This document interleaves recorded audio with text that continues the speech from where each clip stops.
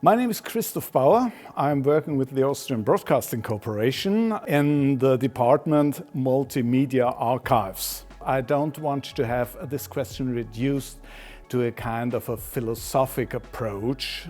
For example, is it ever okay for archivists to throw away anything? Because it always depends, what are we talking here about?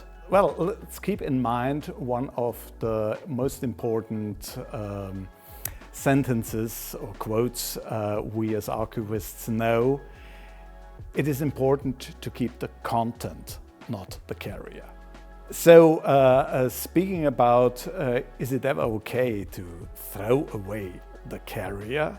Yes, if we keep the content safe and properly. So definitely it's not a good idea to throw away the carrier just because we have a second one. It's not good to throw away a carrier just because we need space. It's okay to throw away the carrier if we are 100% sure that we did everything to do a proper migration of the content on this carrier to a digital file. So it's all about, did we do everything right during migration? Then it's okay to let the carrier go. So for example, in the workshop we just had, someone mentioned, if we keep in mind from the very moment we think about a migration process, a migration project, if from this very moment we keep in mind, at the very end, we will have to throw away the carrier, the original, we will do it properly. Whenever we think, maybe we'll have a second chance, we won't. One of the main aspects is, why do I do a migration project? So the purpose is very important. This depends on what kind of quality do I need, what kind of content do I migrate, what is the original technology I'm coming from, where do I go to? Those are a lot of things we have to keep in mind. Actually, there are so many, I don't think we have enough time to discuss everything right now. So I would propose here to maybe have a look at the papers we in the Preservation Migration Commission either already delivered or we are currently working on.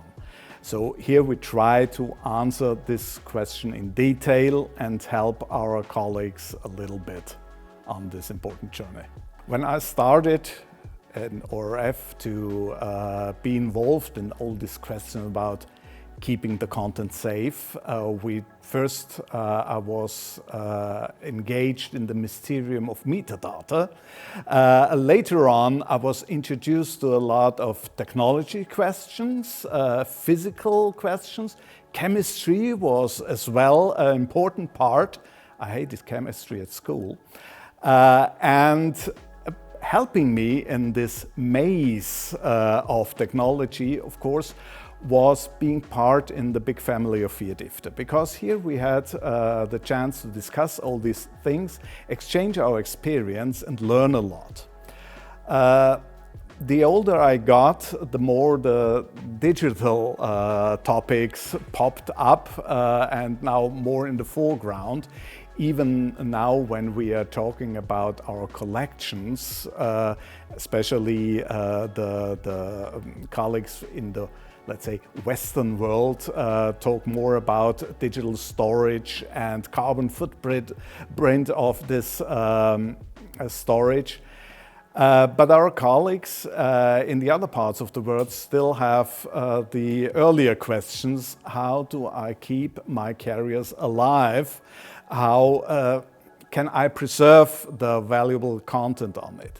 So now it's my time as a senior to start paying a little bit back what I earned from FIAT IFTA, having workshops like that, providing my experience, my knowledge to the family For example, I've been quite happy through the last years. I've been able to provide a little bit of help to the colleagues, for example, in the Western Balkans, who definitely have really big problems there.